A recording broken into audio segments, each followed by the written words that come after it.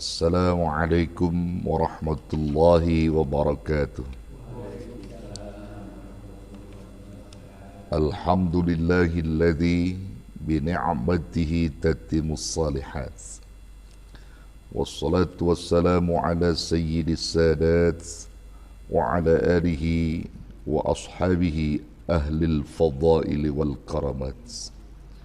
وبعد فيقول الله سبحانه وتعالى في محكم تنزيله وهو أعلم بمراده قالوا سبحانك لا علم لنا إلا ما علمتنا إنك أنت العليم الحكيم نوينا التعلم والتعليم والتذكر والتذكير والنفع والانتفاع والإفادة والاستفادة والحث على التمسك بكتاب الله وسنة رسوله والدعاء إلى الهدى والدلالة على الخير ابتغاء وجه الله ومرضاته وقربه وثوابه.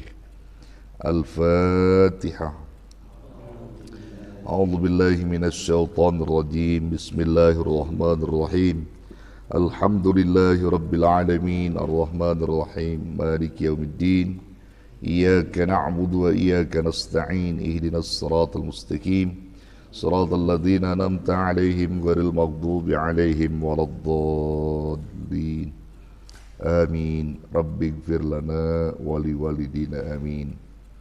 Saudara-saudara jamaah Majlis Zikir wa Ta'lim Musalla Baitut Taqwa yang saya hormati dan muliakan, terkhusus segenap jajaran pengurus DKM Musalla Baitut Taqwa yang saya muliakan, dan seluruh para pencinta ilmu yang hadir di malam ini, yang insya Allah semuanya selalu dirahmati, dimuliakan dan dicintai Allah Rabbul Jalil. Amin ya Rabbal Alamin. Kita terus bersyukur kepada Allah atas segala karunia nikmat yang telah banyak dilimpahkan oleh Allah, dari nikmat terkecil sampai nikmat terbesar, dari nikmat kesempatan sampai kepada nikmat iman wal Islam.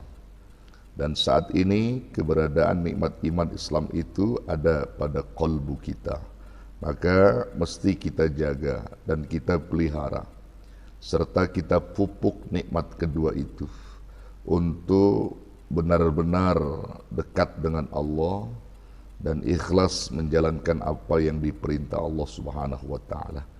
Bila kedua nikmat yang dimaksud itu, yaitu iman dan Islam itu dapat kita pupuk dan pelihara, insya Allah segala apa yang diperintah Allah pun akan mudah kita memeliharanya. Iman terpelihara, maka salat pun akan terpelihara. Iman terpelihara, maka taklim pun insya Allah terpelihara. Iman terpelihara, maka seluruh kebaikan-kebaikan yang diperintah pun akan terpelihara. Bahkan di samping itu pula, segala bentuk-bentuk hal yang dilarang oleh Allah berupa kemaksiatan, kemungkaran, itu pun mudah bagi kita untuk meninggalkannya. Lantaran nikmat iman Islam itulah yang ada pada diri kita, yang sudah kita pupuk, yang kita jaga sampai saat ini, bahkan sampai kita bertemu dengan Allah Subhanahu wa taala, yaitu berjumpa melalui kematian. Jadi tetap iman ada dalam diri kita yang tidak akan pernah kita lepas. Nah, karena itu saudara yang dirahmati Allah, kunci dari segala arah untuk bisa di mana Allah angkat segala bentuk-bentuk musibah, juga bencana, wabah, kuncinya adalah taubat. Itu semua adalah dapat merubah ya, segala apa yang tidak diinginkan manusia pada hal-hal kejelekan gitu, pada hal-hal yang tidak mengenakan gitu. Seperti terjadi wabah itu, kira-kira enak nggak? Nggak enak, Pak. Iya, nggak enak terjadi wabah, musibah, katakan banjir, tanah longsor, gunung meletus, semuanya nggak enak gitu. Iya, nggak enak. Nah, oleh karena itu, semua apa yang dirasakan manusia umumnya. Setiap terjadi sesuatu musibah, bencana, wabah, itu tidak enak. Ya, tidak enak. Bahkan bagi yang terkena tentu saja itu menjadi satu hal yang sangat memprihatinkan gitu. Kalau orang beriman sih bisa jadi itu adalah nikmat dari Allah untuk menguji keimanan mereka. Dan bagi umumnya orang juga kita merasa prihatin ketika terkena wabah, musibah dan seterusnya. Maka sebagai solusi semua itu sebenarnya adalah taubat. Jadi taubat keseluruhan, ya, baik individu kita masing-masing maupun juga pemimpin-pemimpin. Dalam hal ini ketika mereka berada di dalam kekeliruan, berada di dalam kezaliman, berada dalam kesalahan, itu mereka mesti sadar ada apa semua itu, ya. Ya, karena setiap apa yang dilakukan oleh seseorang dari satu kejelekan itu akan menimpa pada dirinya, juga menimpa juga untuk orang lain kalau itu ruang lingkupnya adalah pemimpin-pemimpin yang melibatkan rakyat, melibatkan masyarakat. Karena apa yang dia pimpin itu kan mutualisme, artinya saling membutuhkan, rakyat membutuhkan pemimpin, pemimpin membutuhkan rakyat. Ketika pemimpin itu berdosa, maka rakyat pun akan ikut kan gitu. Artinya ikut imbasnya, kena imbasnya. Jadi inti poin sebenarnya dari semua itu solusi di mana Allah akan memberikan keberkahan, keselamatan di negeri Indonesia tercinta ini, terutama dunia dalam hal ini, kuncinya adalah taubat. Ya, taubat dari segala dosa dan kesalahan. Insya Allah dengan begitu Allah akan berikan yang terbaik, ya, yang terbaik buat kita, begitu saudara ya. Kan Allah berjanji dalam Al-Quran ya, walau anna ahlal qura amanu wattaqau la fatahna alaihim barakatim minas samai wal ard walakin kazzabu fa akhadnahum bima kanu yaksibun. Kalau sekiranya penduduk negeri ini beriman bertakwa, pastilah kami akan bukakan pintu keberkahan dari langit dan bumi. Nah, itu janji Allah. Jadi siapa yang beriman bertakwa, penduduk buminya, semua pemimpinnya, rakyatnya, beriman bertakwa kepada Allah, dia takut kepada siksa Allah, maka Allah pastikan akan membuka pintu keberkahan langit dan bumi. Artinya keselamatan, keamanan, ya, kedamaian, semua didapat ya bagi rakyat itu sendiri, juga bagi bumi itu sendiri ada keberkahan. Tapi ketika manusia itu banyak melupakan ayat-ayat Allah, bahkan mereka mengkafirkannya atau mengingkari daripada ayat-ayat Allah yang sesungguhnya, walakin kadzabu fa akhadnahum bima kanu yaksibun. Kalau sekiranya penduduk bumi ini mendustakan ayat-ayat kami, mereka tidak pernah percaya dengan kebenaran yang kami sampaikan melalui Al-Quran dan lisannya para nabinya, maka dipastikan pula fa akhadnahum bima kanu yaksibun. Kami akan timpakan bencana, petaka, azab, musibah kepada mereka karena mereka mendustakan ayat-ayat kami. Nah, ini ada hukum kausalitas, ada sebab akibat. Maka apapun yang telah terjadi, yang tentu saja itu semua adalah karena izin Allah.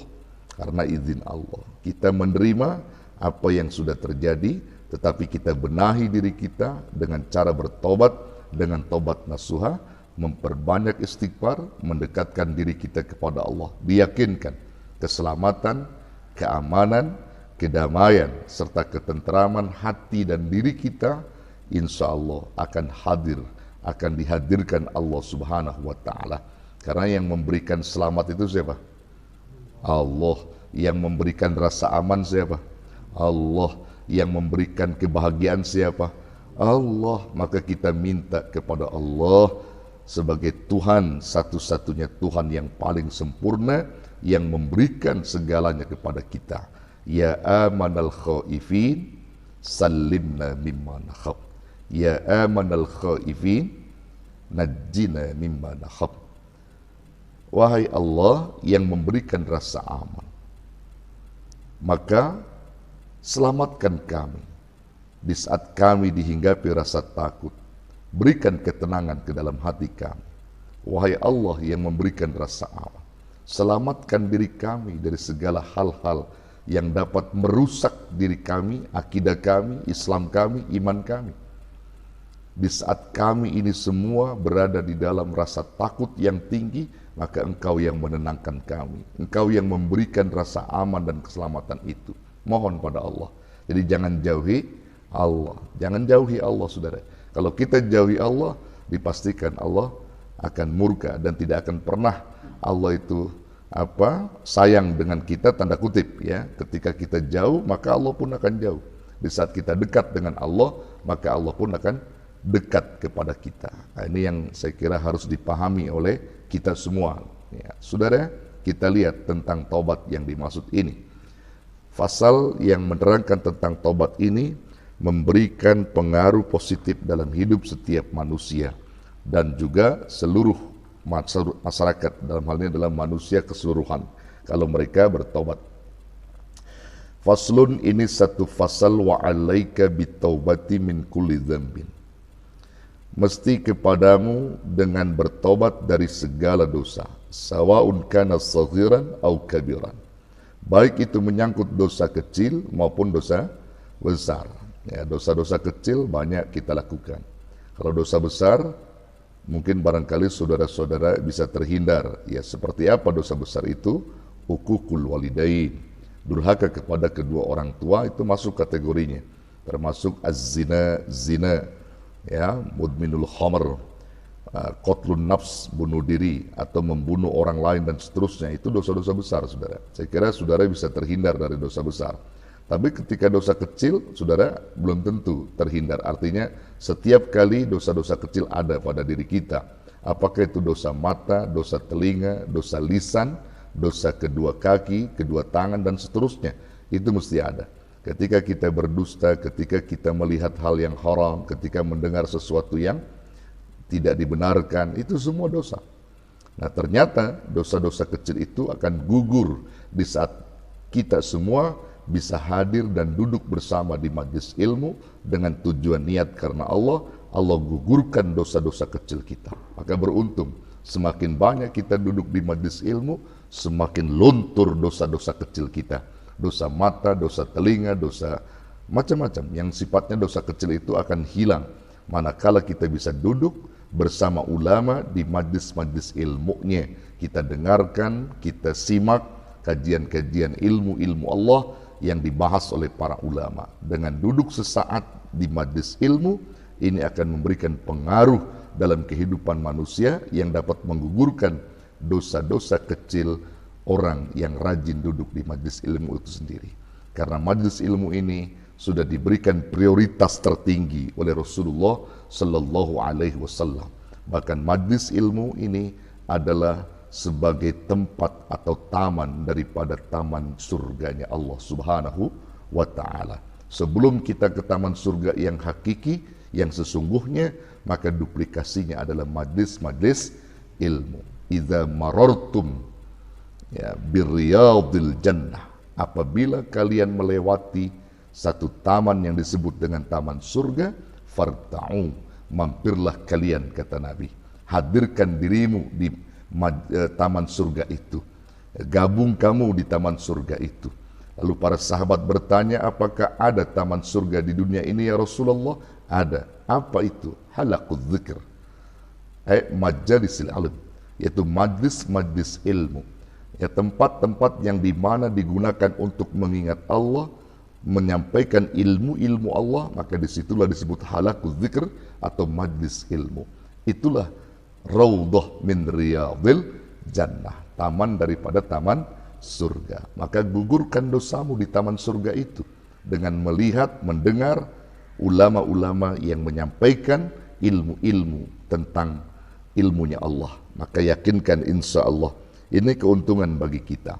Nah, kembali kepada taubat ini. Jadi taubat merupakan satu kewajiban diri kita untuk mengakui segala kesalahan dan terus melakukan perbaikan-perbaikan untuk dekat dengan Allah, baik menyangkut dosa kecil maupun dosa besar. Kalau dosa besar itu ya taubat nasuha juga sebagai jalan ya. Zahiran au batinan, juga menyangkut dosa zahir au batinan atau dosa batin. Dosa zahir itu dosa yang tampak terlihat. Kalau kita melakukan perbuatan dosa yang bisa terlihat dan dirasakan oleh diri kita juga orang lain, maka itu pun kita harus bersihkan dengan cara taubat. Au batinan, atau dosa batin yang tidak terlihat. Yang tidak terlihat itu maksudnya adalah dosa yang ada di hati kita, seperti kita dengki dengan orang, ujub pada diri kita sendiri, kemudian ria, sum'ah, dan seterusnya. Penyakit-penyakit hati itu masuk dalam kategori dosa batin. Itu pun harus kita bersihkan dengan bertobat kepada Allah Subhanahu wa Ta'ala. Mengapa tobat ini merupakan hal yang penting dalam kehidupan kita? Fa inna taubata awwalu qadamin yadha'uha al-'abdu fi tariqillah. Fa inna taubata, karena sesungguhnya taubat itu awwalu qadamin, merupakan langkah awal atau langkah pertama, yadha'uhal abdu, seorang hamba meletakkan dirinya bitorikillah, di jalan Allah. Jadi taubat itu merupakan sebagai langkah awal di mana manusia, seorang hamba meletakkan posisinya pada jalan Allah. Jadi orang-orang yang berada di dalam taubat itu adalah orang yang meletakkan posisi dirinya berada di jalan Allah. Artinya jalan Allah itu akan bisa lurus pada orang-orang yang bertobat itu. Jadi manakala ada jalan Allah, maka di situ ada orang-orang yang bertobat. Jadi orang tobat itu adalah orang yang senantiasa berada di jalan Allah. Memang tobat itu sebagai langkah awal. Kalau kita berada di jalan Allah sementara hidup kita itu masih banyak maksiat munkarat yang kita nggak pernah tobat kepada Allah, ya, itu nggak bakal betah orang-orang berada di jalan Allah itu, saudara. Orang-orang yang berada di jalan Allah itu orang yang taubat, yang memang taubat itu diletakkan pertama kali di situ. Sehingga ketika dia berada di jalan Allah, sebut saja di majlis ilmu, dia ikhlas mendengarkan ilmu karena sudah ada taubat di situ. Dia mampu menyerap ilmu-ilmu yang disampaikan ulama karena ada taubat di situ. Tapi kalau dia nggak ada taubat, ya hanya sekedar nggak enak dan seterusnya, gitu, itu akan berat bagi orang-orang yang berada di jalan Allah. Jadi jalan Allah ini sebagai jalan yang lurus yang menempatkan posisi orang-orang yang bertobat. Jadi yang pertama kali berada di jalan Allah adalah orang yang tobat itu sendiri. Maka Allah akan berikan kemudahan bagi mereka. Jadi sekali lagi saya katakan, saudara, dalam kitab ini dikatakan bahwa sesungguhnya taubat itu sebagai langkah awal yang diletakkan seorang hamba di jalan Allah. Mengapa demikian? Wahya, karena taubat itu adalah asasun jami'il maqamat, merupakan asas. Asas itu apa? Pondasi utama jami'il maqamat, seluruh tempat-tempat kebaikan. Jadi pondasi utama tempat-tempat kebaikan itu ada di taubat. Jadi kalau kita mau berada di tempat kebaikan apapun mesti taubat, saudara. Mau ngaji ada taubat dulu di situ, ya. Mau berzikir ada taubat, sholat taubat, ya. Ada sholat, kita mau sholat kita taubat dulu. Kemudian kita mau apa saja dalam tempat-tempat kebaikan, di situ ada taubat.